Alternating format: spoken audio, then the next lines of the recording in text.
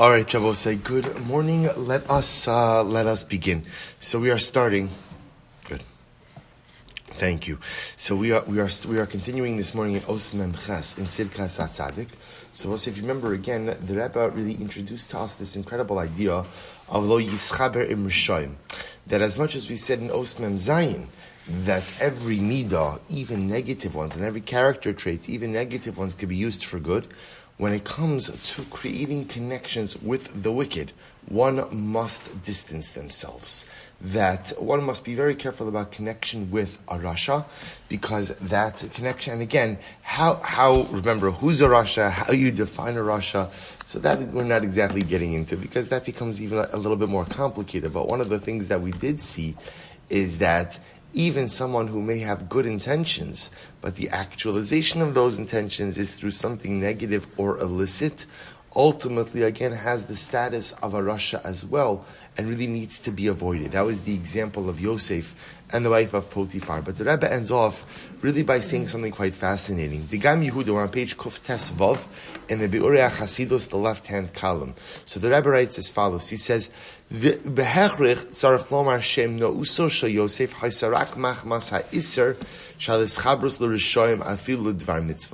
fact that Yosef would not have a relationship with Eshes Potiphar, even though, again, the Rebbe stated this idea that she saw, and even he saw, some potential that this was the quote-unquote the will of God, that there be a child or children from a union between Yosef and a woman from the home of Potiphar. The only question was it the wife of Potiphar? Was it the daughter of Potiphar? And yet Yosef really would not have any part of it, right? Would not engage in this behavior, because he felt ultimately again that the wife of Potiphar was a rasha, and therefore again he just could not engage her. So interestingly enough, he writes as follows. He says, Shari imlokein eze chilik vehevdel yesh bein hamaisa shel Yosef ve'eshes Potiphar lamaisa shel Yehuda v'Tamar. So here the Rebbe points out something very fascinating. He says, what about the story of Yehuda and Tamar? And the story of Yehuda and Tamar is a very strange story when you read it. Right? Yehuda, thinking that Tamar was a harlot, ultimately, again, pays her for her services. She becomes pregnant. Now she becomes pregnant with twins, right? And those twins ultimately, again, become the future destiny of Klal Yisrael, right? Peretz and Zarach really become the source from which Davidic monarchy, Mashiach, ultimately comes. So that was also, I mean, if you look at that now, again, was that an illicit act?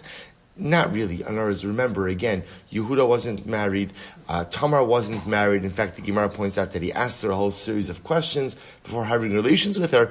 But even if it's not quote-unquote halachically illegal, it certainly seems like a strange story. So here you have Yosef abstaining from a relationship that he felt was inappropriate, Yehuda engaging in a relationship that kind of just raises our eyebrows as we read it. How do we distinguish? But to take it further, Yosef wouldn't engage in a relationship because, like the Rebbe says, Lo Yischaber Im Rishayim. But isn't the act of having relations with a harlot, by definition, one of connecting with the wicked? Okay, it's fine. It turned out to be Tamar. And obviously, again, there was the Yad Hashem, the hand of God, was manifest in that encounter.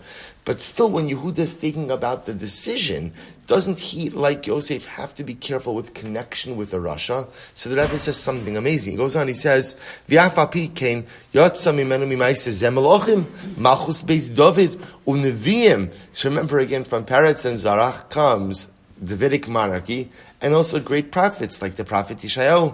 V'hayos nus api Hashem api ratzon Hashem yisbarach mamish. Kimo shamar v'sinu zal. Al Masham Yehuda Tzad Kamimeni. He goes on. Ve'eich Yada Elish Yatsa Sabaskol VaAmra Mimeni Yatsu Kivushim. So the Rebbe goes, mitzvah. I'm just going to read a couple of lines, then we'll explain.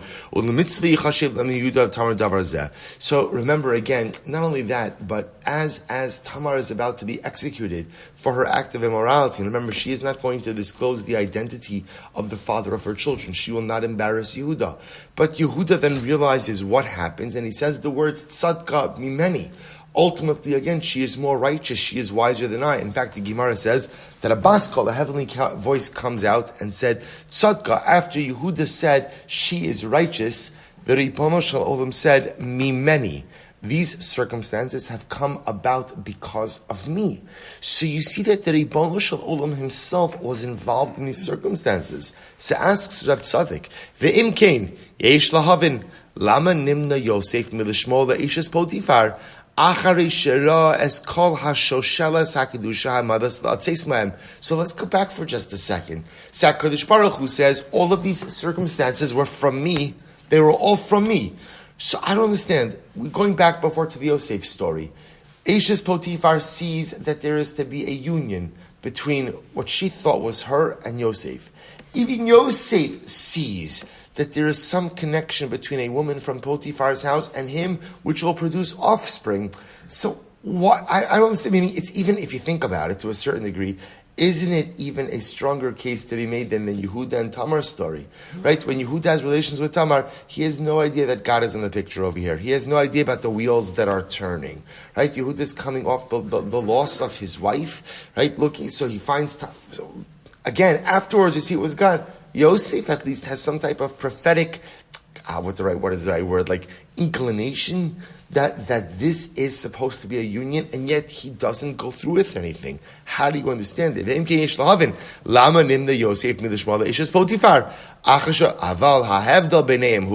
So we'll say herein lies the fundamental distinction. Shetamar Shetamar haisa tzadekes. Tamar was righteous. Tamar was righteous. Ad shemasra nafsha shelo legalos al Yehuda. B'sivuvo min hashemayim sheyischabru HaTzaddik im HaTzaddikes kedei lahamid mehem es malchus beis David v'hamashiach. V'ulam zu eshes Potifar haisu sof rashas. K'mavor memedrash lachin l'ratzal yos imas. This is actually an incredible yisod. The HaTzaddik says, you know what the difference is? The difference is in the moral character of the moral, I'll call it the moral fiber of the characters. That the difference was Eshes Potifar was a rasha, right? She was wicked. Now we'll say, now remember, there might be a prophecy. Maybe she saw something prophetically, but at the end of the day, what she was looking to do was to engage in an act of immorality. What she was doing, she was looking to engage in an act of adultery. Now we'll say, now remember again, adultery is not just forbidden for Jews, right? Adultery, or a code of morality, is one of the Sheva Mitzvos B'nai Noach, is one of the cornerstones of a moral society that every single human being is bound by. So Reb Tzaddik wants to make an amazing distinction. Tamar, whose intentions were righteous and whose character was righteous, ultimately, again, even through a series of kind of strange events, is able to produce a magnificently holy result. But Eshes Potifar, ultimately, again, who may have been driven by some type of what she perceived to be divine message, but the mechanism through which she sought to bring about the actualization of that message was inappropriate. Therefore, again, that's rishus, that's evil, and therefore nothing good comes out of it. In other words, what Reb Tzaddik is saying is like this, Rabbi said, this is an incredibly important idea on a simple level. The ends don't justify the means. At the end of the day, sometimes in life you have to do uncomfortable things in order to bring about great results. But the moment that you have to become a rasha to do so is the moment that your cause is no longer a worthy one. Let's see, you hear this distinction? We all have to do, not we all, but sometimes in life we have to do uncomfortable things to bring about certain results. But the moment you have to do something that makes you a rasha is the moment that the goal you are pursuing is no longer noble. Tamar has to do something uncomfortable. I mean, I would imagine ridiculously uncomfortable, right? Tamar was, remember again, Tamar was a young woman. She was a young woman, widowed twice because of the actions of her husband, not because of her. And yet, she doesn't say anything. She can't say anything. What is she going to say? What is she going to say? She's going to talk about the sons of Yehuda like this? A father-in-law who thinks that she's mamish like the black widow, right? That thinks that she's just, there's no way I'm marrying off this girl to anyone else from my family. She has to do something uncomfortable, but yet while maintaining her righteousness. Eshes Potifar has to do something uncomfortable, but ultimately, again, illegal and immoral. And the moment that you have to become a rasha in the pursuit of the actualization of your goal is the moment that the goal is no longer worthy and no longer appropriate. So Rabbi says that's why the stories, although there's so much connection, there's a difference in the moral character of the two primary characters, of the two primary individuals, Tamar versus Eshes Potiphar, both motivated by a vision that there needs to be a child with this particular individual. Tamar, uncomfortable circumstances, but not illegal. Eshes Potiphar, illegal circumstances. She becomes a Rasha. The moment she becomes a Rasha, the actualization of the goal is no longer noble or worth acquiring. Well, it's such an incredible yesod in life, and what an important lesson. Because how many times, not like Tamar or Eshes Potiphar, but how many times in life do we have things we need to accomplish, and the only ability to accomplish them requires us sometimes to do things which are uncomfortable. A difference between uncomfortable and illicit. A difference between uncomfortable and illegal. A difference between uncomfortable and inappropriate. Do you have to go out of your comfort zone to accomplish great things? Sometimes yes. But the moment that you have to make yourself into a Rasha is the moment you have to stop and realize that this is not a goal worthy of pursuing. All right, we'll stop over here. We'll pick up Emir Hashem with Mem Test tomorrow.